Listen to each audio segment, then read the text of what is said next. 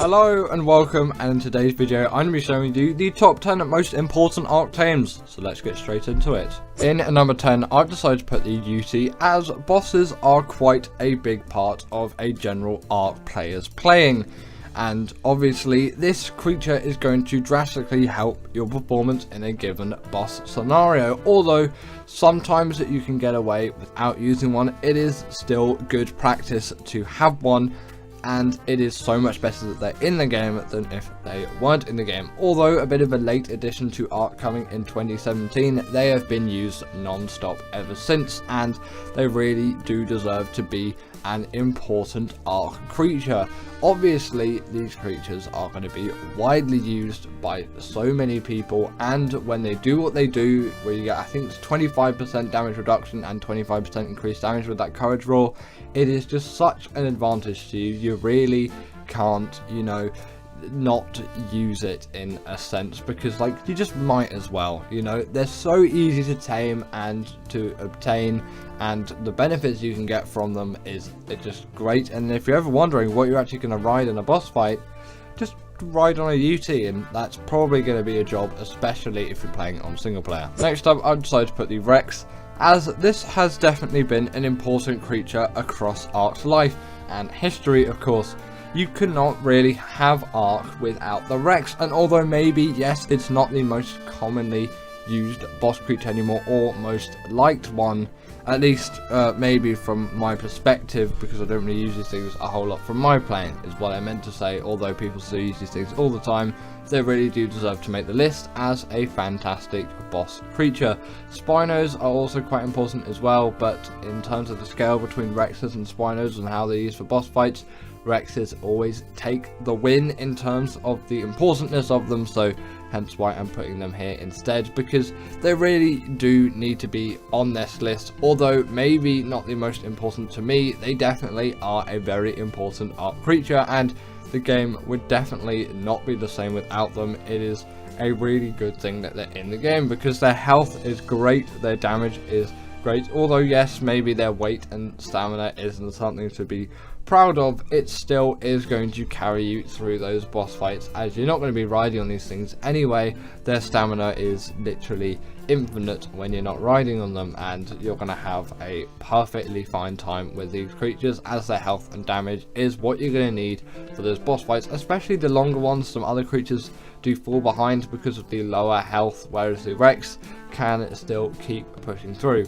Good example for that is the boss at the end of Genesis Part 1. It's quite a lengthy fight, and Rexes are one of the only good options for it. Next up, we've got the Maewing, and this is really a cornerstone changing creature. It is an absolute game changer when this creature actually did release into the wild of Ark with Genesis Part 2. It is by far the best travel mount which you'll find out there. It just has so much speed, and its saddle is obtained at level 18, so there's really nothing which can be said negatively about this creature, apart from the fact it's a glider and not a flyer. But still, in low difference in elevation environments, you're going to not struggle whatsoever to still gain all of that speed. They're also pretty great swimmers as well, and their underwater flying, that doesn't make sense, underwater movement is actually pretty decent as well. You might not expect that from a creature like this, but it kind of does make sense when you consider them a sort of platypus type creature. They also do act as a portable feeding trough as well, with that slightly disturbing animation that we all know nowadays, and this is just useful if you're a breeder. It's going to feed all the creatures around it. They can also steal baby creatures from enemies too, and carry 4 in their saddle, and they can gather berries as well, which is just a nice ability to have on top of it all. In number 7, I've decided to put the Pteranodon, as this, although maybe not as good as a flyer or a glider, I should say, as the Maewing. I would take the Maewing over the Pteranodon any day. This is more important in Ark than the Maewing, as it's often going to be the first flyer that you ever obtain, and it's been here since day 1, and we've been using these things basically for 9 years now, which is actually a little bit insane when you think about it. Also, I'm not sure if they did have that spin ability when they first released, or I didn't use it. Either way, they have definitely progressed in a way, I'm pretty sure, over Ark's history and life. Obviously you've got all the variants of Pteranodons as well, although I'm pretty sure all of them aren't tameable because you've just got the corrupted Pteranodons on extinction. That's besides the point. The Pteranodon has been and still is actually, don't know why I'm failing so much with this one, a really great and useful flyer for many players out there.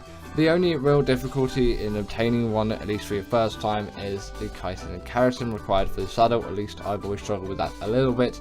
Not really nowadays, because, you know, just killing a few insects and you can get it all done. But if you don't know exactly what to do and then you start farming carb enemies for ages, especially if you're on official rates, it can take some serious elbow grease to actually get through a tame like that. But yes, it's been very influential and it's deserving of the list. I've decided to put the Stego on the list as I find this is one of the best berry gatherers out there, and the game would simply not be the same if this creature wasn't here. Yes, the Trike and the Parasaur have played their part too, but in my opinion the Stego has played the biggest of them all. While being still a relatively easy creature to get, just being slightly harder than something like the Parasaur or the Trike. Obviously the Trike's harder than the Parasaur, it's kind of a progression system. You would get loads and loads of berries out of a creature like this, and although they were slow and their stamina wasn't the best, you could still level it up and get it to be reasonably good pretty quickly.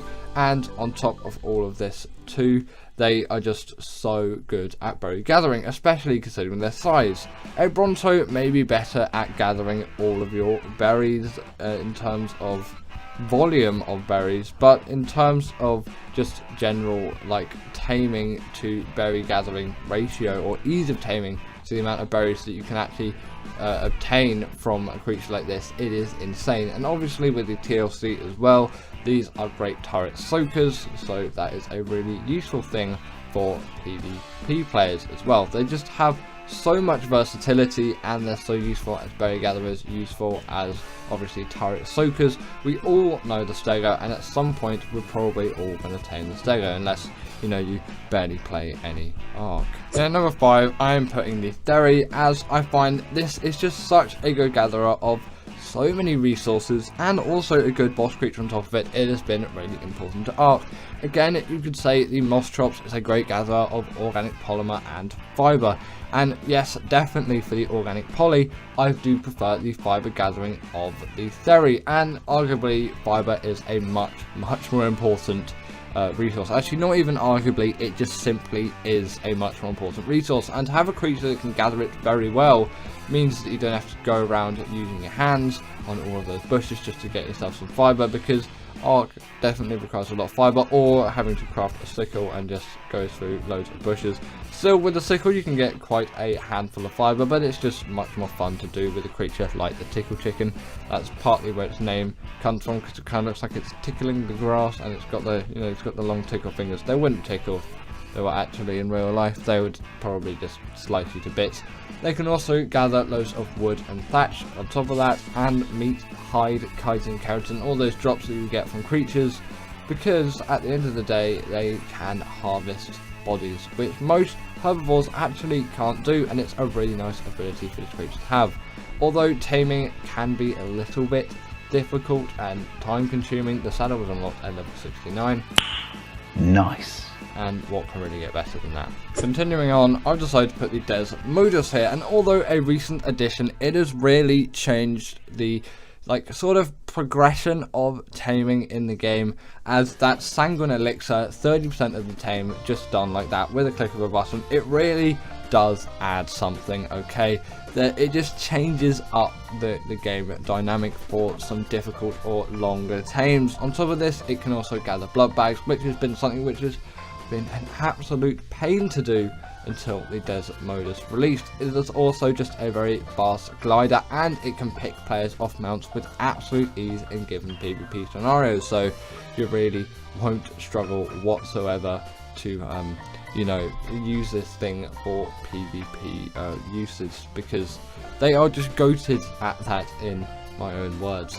But also just for PvE, obviously that taming is insane. The blood bag gathering also makes them really good for taming Bloodstalkers, and I love that creature.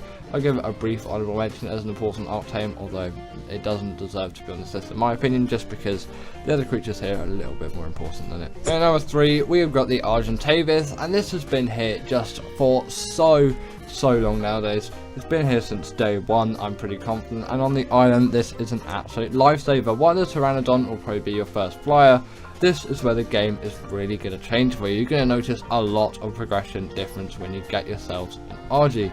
The weight and stamina difference between the Pteranodon and the RG is absolutely insane, especially considering their weight reduction on things like crystal, metal and obsidian. Don't know what crystal is. Guess I have to make a mod and make crystal now. Either way, these creatures are great for transporting all of those goods, and their saddle acts as a portable smithy too, especially if I'm doing caving, I find, and an Artiplura gets my armor and just completely destroys it. I like to do 3 caves in one go instead of just going back to my base, because my base is usually in the north and quite a lot of the caves are located in central and southern regions. I like to do just a few in one go, and if I have some metals stored in my RG, obviously smelted, I can repair my flat gear before going to the next cave instead of having to go all the way back. Just a tip that I like to use a lot of the time. If you pair this thing with an Anki or a Dodic as well, you're going to get a lot of great gathering out of this creature, because you know those creatures can gather like there is no tomorrow, and with the weight reduction it is just great to have. They can also carry 2 creatures as well. They can carry a small one in your beak, so if you want to bring your dodo along with your adventures, then you can, and the regen buff which they have when you kill something and eat it, it is very welcome. In number 2, I'm putting the Baryonyx, as caving is arguably one of the most important parts of the Ark game. Yes, those bosses are going to be an important part, but you can't even come close to doing any of them unless you've done the caves, because the artifacts are required, and this being just such a simple but yet so effective caving mount, it really does deserve to be on the list here for me. This creature can be found on the swamp biome, or just generally any river biome on ASA. On ASC, look in the swamp biome. On ASA, the spawns seem to be a little bit bugged, so you can kind of find them along any river, but if you can't find any, always go to the swamp, and that is going to be probably your safest bet. They have a very high amount of mobility too for a carnivore, and it does make sense considering their size. They can also jump a little bit as well if you want to go Mario style, I guess, and the spin attack on top of it makes it sort of Mario Galaxy style. It can stun creatures up to the size of a Megalodon, and it's pretty decent for the underwater caves too, because it is a very nice swimmer.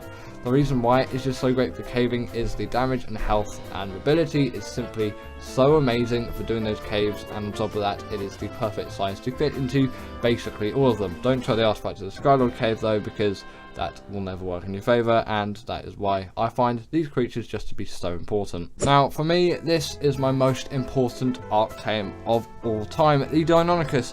It is a great one for caving like the Baryonyx too, and it's even smaller and more mobile, and on top of that it deals the bleed ability, but it is insane for bosses too and general travel around the map, and it's the only Ark creature out there that can deal bleed damage to bosses. And sometimes when I'm with my pack of Deinonychuses, and actually most of the times I'll skip out on using something like the UT, because the boss is only lasting about a minute and a half, 2 minutes anyway. It really does not make any difference, and maybe just lugging a UT around, it's not really what I want, and I want to be riding on one of the Deinonychuses to actually get it out and done as quick as possible. So the UT would essentially basically be doing nothing. Obviously I could set it to do it, but still I wouldn't really want that. It just kind of makes that scenario a little bit more messy, so that would be the only time that I wouldn't use it. The Deinonychuses aren't quite as good for the longer boss fights. Sometimes their health can pull them back a little bit, but if you do have some health mutations, you can actually go through even the alpha boss fights on Gen 1 on that Master Controller boss. I've done it before. Just, you know, you are going to need some pretty buffed up Deinonychuses for that. They also take no ball damage, which is just a nice addition for them to have, and scaling walls or vertical surfaces is an absolute ease, as they can simply jump across them and up them. It is going to be one of the easiest things that you encounter with this creature. It's general travel around the map. It is absolutely insane how good these things are as traveling mounts, and they're just so good at such a wide variety of things. I really do need to put them in at the number 1. The top 10 most fantastic Ark tames. So in number 10, I want to put the Rhyniognatha, as I find this really does add a lot to the game that is Ark Survival Evolved. from the fact that it can pick up just such a wealth of creatures to its general travelling abilities. Also, considering it spawns on the island, it is accessible to pretty much everyone out there apart from mobile players, and I'm sorry, your version of Ark is a little bit depressing in my opinion from the creature side of things. But to console players out there, and just to PC players of course, the Rhyniognatha is a creature which you'll find, you know, a lot of people are using these days. They are just so useful for general travel and travelling around with creatures too, and the fact that they can deal a heck of a lot of damage really does emphasize these creatures as being great ones, and they really are fantastic. They add a lot to the game and they're very deserving of this spot on the list. Coming in next, we have got the Reaper, and this might just be nostalgia playing on me here, but I always think of this as a sort of a higher creature in regards to just such a fantastic creature than the Rhyniognatha. I find it blends into its map much more effectively, and it really did innovate for the time. Considering also the Rhyniognatha's tame method wouldn't have happened without the Reaper being there in the first place, as it pretty much just is a rehashing. This really does need to be here as well, as this has inspired further creatures along the way, and the Rhyniognatha simply hasn't. And I know it hasn't had a lot of time for just further creature development to come from it, as this is a 2017 creature after all, and that's a 2023 creature as far as I'm aware. I don't think it came out this year, I think it was last year, unless my brain deceives me. But yeah, I just feel like this has done a lot more for the Ark game, and I kind of prefer it as a creature. Its aesthetics are nicer. I like its abilities and its damage, although it doesn't really have too many abilities. The fact that it can go underground and can slow down creatures with its tail attack, deal a heck of a lot of damage, and just be really interesting to tame and interact with, makes it a fantastic creature for me. Next, I really want to put the Crystal Wyvern, as I find this is one of those creatures where I really find it is just so overpowered for the taming method. Taming a Crystal Wyvern is ridiculously easy, and way easier in my opinion than just a regular Wyvern. You need to be level 60, then simply knock out Crystal Wyvern and that primal crystal will be obtained. Then find a very specific spot on the back of it. It's kind of just between the head and the wings, so just on the body there's a sort of spot where you can nestle there, and as it flies around, just click E whenever it wants that primal crystal and you get yourself a Crystal Wyvern.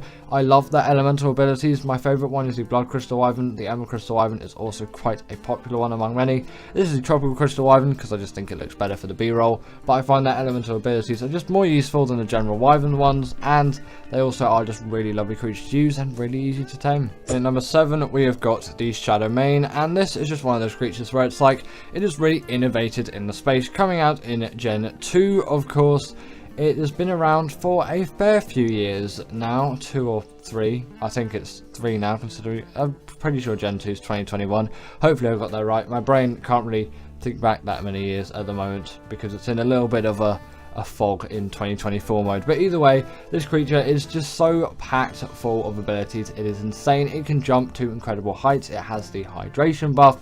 It has the pack buff. It can go invisible when there's the presence of both the male and the female, and they also do really work very well in the water. Again, that hydration buff is playing a huge part in that, but they are just great swimmers too, which can't be said about some other creatures which you'll find on the list. They really are versatile in terms of all things mobility. They are great damage dealing mounts and great for bosses, and great innovators in the small carnivore space. Coming up next, we have got the Argentavis, and it really does need to be here for me. The RG has been around ever since the beginning, and it's gone through obviously some TLC with a better model upgrade, and I think some new abilities added. Actually, I know some new abilities added, and it really does just carry in terms of a flyer. While not the fastest out there, it has 50% weight reduction on things like metal, crystal and obsidian, with the added bonus of its saddle acting as a portable smithy, which can't be said about quite a lot of other creatures just in the game. The Castaroides is a good example of another creature utilising this.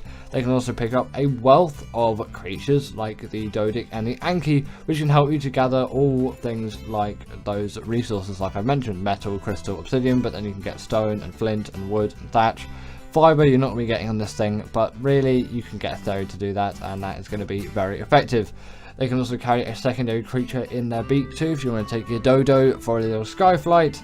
and they are very, very effective in regening quickly too, as if you simply kill something and eat the dead body, or just simply eat a corpse of a creature, you're going to have a nice regen buff, which is going to carry you. In number 5, we have got the Baryonyx, and this is the best cavern creature really in my eyes, especially considering the time at which you're going to be getting this creature.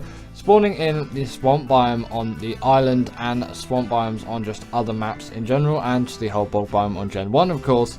These are really effective caving mounts. Their size is perfect, that they can pretty much slip into any sort of cave that you'd be wanting to go into. Their high damage and high health with great mobility allows them to go into these caves and fight against all of the combatants very effectively, and it really does great in this regard. They're great for underwater caving too, due to their spin attack, which in some creatures up to the size of a megalodon. They can also jump too, so I guess now you can go Super Mario Galaxy style. But yeah, they really are a favourite of mine. I love these creatures, and for the level you get in them at, and for the ease of taming, just a very basic knockouts, you really can't get anything too much better than one of these things. Coming up next, we have got the Desmodus, and the Sanguine Elixir that this thing offers is just such a valuable resource in my opinion. I simply had to put it on the most fantastic Ark creatures list. Also, with its nice neat glide ability, it is a very effective flyer. Obviously the Sanguine Elixir is going to give you 30% of your tames like that with click of a button. There are also blood bag farms too, and for the next creature on the list, that is going to be a very huge help, or just a big helping hand in a way. They're great for PvP too, with the ability to pick players off mounts with relative ease, especially seeing that glide ability again. You can get quite a lot of speed going with these things. On top of that, they can grapple onto any kind of wall or vertical surface, or even ceilings like the Taffy Jar, which you'll find on Ark as well, although this is the fast period creature. The tame method is the same as the next creature on the list, I'll talk about it then. But yeah, really fantastic creature, spawns on Fjorda, and is definitely innovated in the space. And in number 3, like you could probably guess, we have got the Bloodstalker. This is my all-time favourite, just general travelling mount really. The next creature on the list is, it just has got a slight edge, but for underwater travel this is really my go-to, and for general travel as well. I really do like it, although the other creature just slightly surpasses it. But for all of the other underwater travel, which I'm doing a surprising amount of at the moment, it's actually a little bit weird for me to be doing that, but it's definitely satisfying those needs. You tame it by getting blood bags, and you can feed it something like a moss chops first to get that effectiveness up to 100%, which, you know, to be honest, it's relatively easy to do if you just have the basic prep done. With Desmodus as well, you can farm those blood bags and get a Bloodstalker easily. The reason why they're so good at underwater travel is they're very fast and just generally mobile in a given underwater environment, and you can easily take them out of the water too, and you're essentially just like Spider-Man. They can glide along the top of the water too, and you can see the aggros of all the creatures in a low visibility environment like the ocean. That is really, really useful in my opinion. Let's get on to the next creature on the list then, shall we? Coming in at number 2, we have got the Maewing, and this really is the epitome of just general travelling mounts. You really can't get much better than this thing, especially in terms of the level you're getting this thing at. Its saddle was unlocked at level 18, but I usually get it in my mid-20s because some trank arrows are something which I use, because I just go for the highest level one I can find first, get a couple of signs, and then just trank it out. That saddle again unlocked at level 18. You can craft it, it's ridiculously cheap, and then you've got a really high level one straight off the bat. You don't need to sort of stagger it in a way, just because of how easy they are to trap and actually tame. Then there's a little bit of learning curve in actually learning how to fly one of these things, but once you have done that, you really aren't going to struggle whatsoever at getting these things around the place, and they travel with such speed that there really is nothing better out there. They act as a portable feeding trough too, with that slight disturbing animation you'll see in a little bit. Still can't really get over it, but you know, I guess it's there. You can carry 4 babies as well in its saddle too, and even steal enemy baby creatures with this ability. They're pretty decent swimmers as well, not quite as good as the Bloodstalker, and they can actually skim along top of the water too.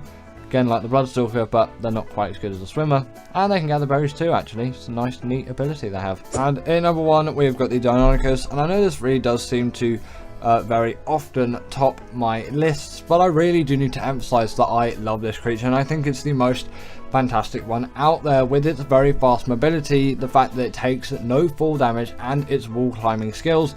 It is great in the aspect of mobility. Not a great swimmer, but you know, for everything else this does all of the job that I need it to do, apart from flying, but you know, hey ho.